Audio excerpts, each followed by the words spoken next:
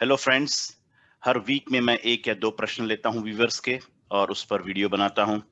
आज का प्रश्न है हमारे व्यूअर मंजू जी की ओर से, ट्राइडेंट लिमिटेड में क्या करना चाहिए।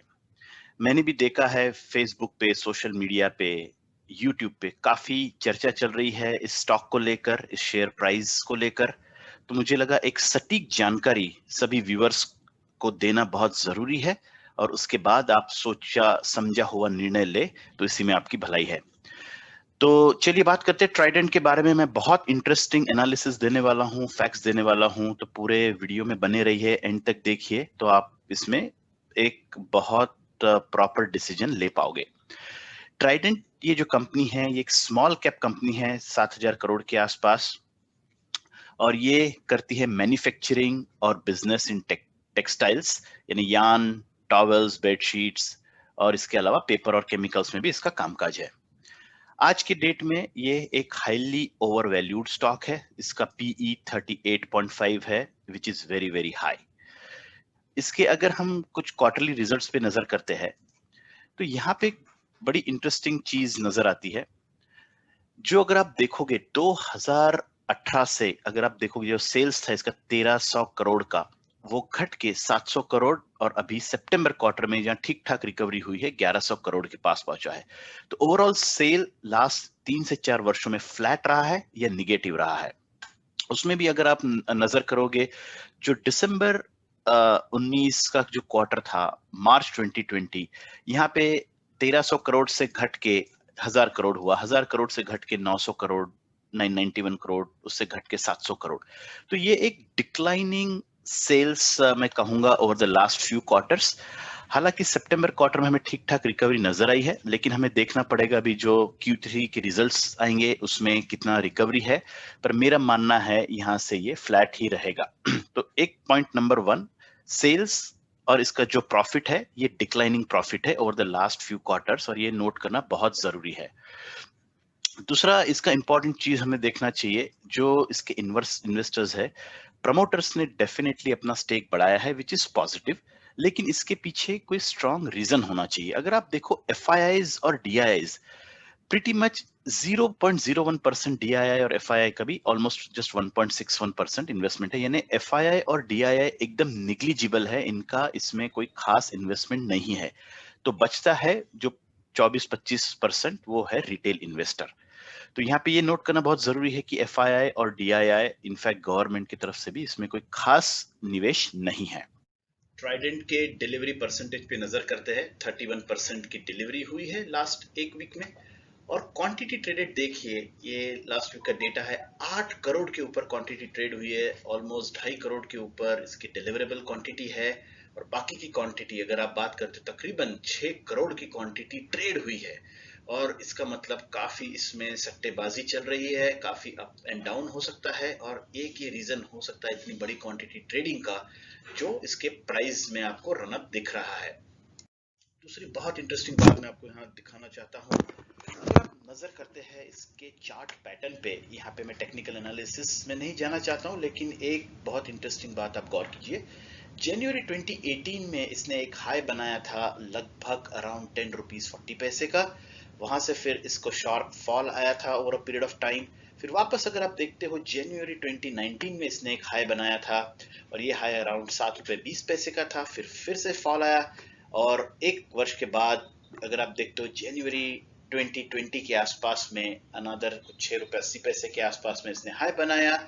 फिर से इसका एक फॉल आया था, और अगर आप नजर करते हो तो जनवरी 2021 में आज ये ऑलमोस्ट 14 रुपए 60 पैसे का रेट दिखा रहा है, प्राइस मोमेंटम दिखा रहा है। एक शार्प इसने प्राइस में अपटिक लिया है ओवर द लास्ट 1 वीक। अब मेरा ये कहना नहीं है कि यहाँ से प्राइस डिप होगा या बहुत करेक्ट होगा या बहुत ऊपर जाएगा। ये एनालिसिस तो आपको ही इसमें देखना है, करना है पूरी जानकारी लेने के बाद। लेकिन ये डेटा ये डेफिनेटली दर्शाता है कि हो सकता है, अगर इसमें फंडामेंटल कोई चेंज नहीं आया है, जो मुझे नहीं दिख रहा है, तो आने वाले समय में इसमें शार्प करेक्शन भी आ सकता है। तो बात करते हैं फिर रिटेल निवेशकों ने क्या करना चाहिए। तो पहले तो इसका एक पॉजिटिव पॉइंट डेफिनेटली है कि इसने जो डेट था इसका लास्ट 3-4 वर्षों में काफी रिड्यूस किया है। जो डेट टू इक्विटी रेशियो 2018 में था 2.1, वो घट के तकरीबन 0.3-0.4 के पास हुआ है। तो डेफिनेटली इसने डेट कम किया है, जिसका फायदा इसके कम इंटरेस्ट पेमेंट में होगा और इसके प्रॉफिटेबिलिटी में देखने मिलेगा।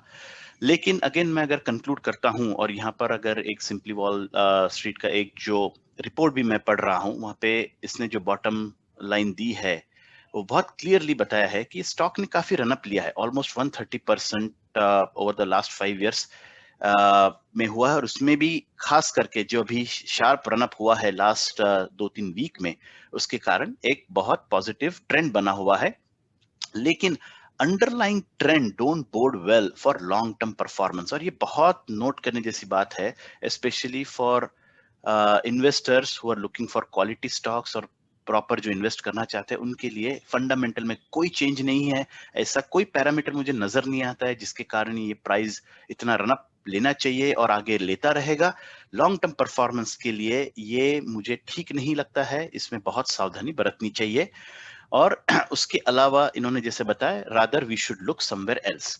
तो अगर हम 3-4 पॉइंट और इसके नोट करते हैं, मैं यहाँ पे बताता हूँ। तो नंबर 1, अगर आप देखो, इसने 2019 में स्प्लिट किया था। इसमें जो फेस वैल्यू था 10:1 किया था, जब उसका प्राइस रेंज चल रहा था 70 to 80 रुपीज, वो घट के 7 से 8 हुआ, एंड उसके कारण ये बन गया पेनी स्टॉक। अब अगर आप देखते हो तो कोई कंपनी जब स्प्लिट करता है तो एक कोई अच्छा कारण होना चाहिए। 70-80 रुपया ये स्टॉक का प्राइस कोई कारण नहीं है मेरे हिसाब से कि यहाँ पे स्प्लिट होना चाहिए।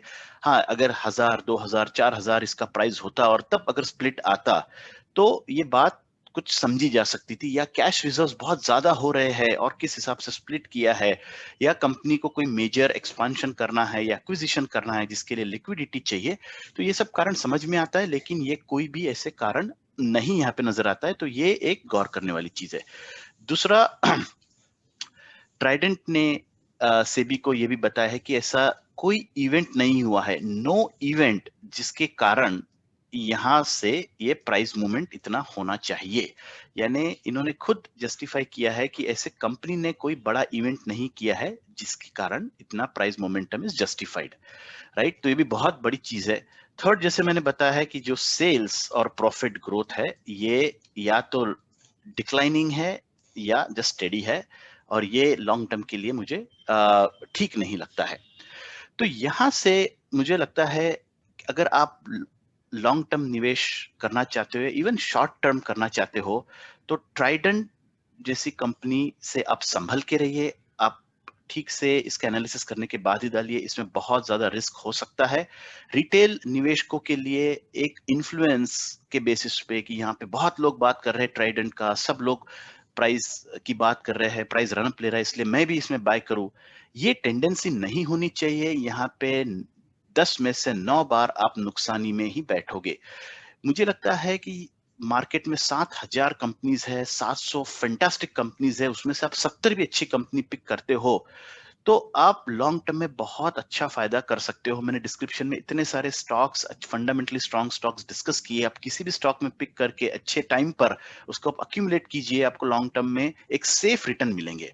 यहाँ पे अगेन मैं ये नहीं कह रहा हूँ कि यहाँ से ट्राइडेंट का स्टॉक आगे नहीं बढ़ेगा या डिप होगा, हो सकता है, बढ़ सकता है, लेकिन उतना ही ज्यादा रिस्क भी है। और यहाँ पे फंडामेंटल्स ऐसे कोई चेंज नहीं हुए जिसके कारण अगर आगे डाउनफॉल आता है तो इसमें रिकवरी भी आएगी, इसकी मुझे कोई संभावना नजर नहीं आती है। तो टू कंक्लूड, मैं मेरे व्यूअर्स और सब्सक्राइबर्स को यही कहूंगा कि stay away from Trident stock. बाकी मार्केट में बहुत सारे अच्छे स्टॉक है जहां आप निवेश कर सकते हो, और अगर मैं आपकी जगह रहता हूं तो मैं जरूर इसमें बहुत सावधानी बरतूंगा अगर मैं इसमें किसी भी प्रकार का निवेश करने का सोच रहा हूं। ठीक है, तो I hope friends you like my analysis. ये मेरी पर्सनल राय है, निजी एनालिसिस है। मुझे ऐसा लगा कि एक सटीक जानकारी आपको होना बहुत जरूरी है। आपका पैसा है, आप डिसीजन लीजिए, पर मुझे ये लगता है कि making money is important, but more important is preserving money. तो यहाँ पे ऐसा ना हो कि भाई आपकी हार्ड अर्न मनी और आपकी हार्ड अर्न वेल्थ ये का कोई किसी भी प्रकार का लॉस हो। तो आप इसमें किसी भी प्रकार का निवेश करने से पहले बाय सेल होल्ड आप आपके फाइनेंशियल एडवाइजर की राय और सुझाव लेने के बाद ही कोई भी प्रकार का इसमें डिसीजन लीजिए। Happy investing. Thank you friends. अगर आपको मेरा ये एनालिसिस और वीडियो पसंद आया हो तो इसे लाइक कीजिए और चैनल को सब्सक्राइब कीजिए। आप किसी स्टॉक के बारे में मेरा सुझाव चाहते हो तो कमेंट सेक्शन में जरूर बताइए। Thank you.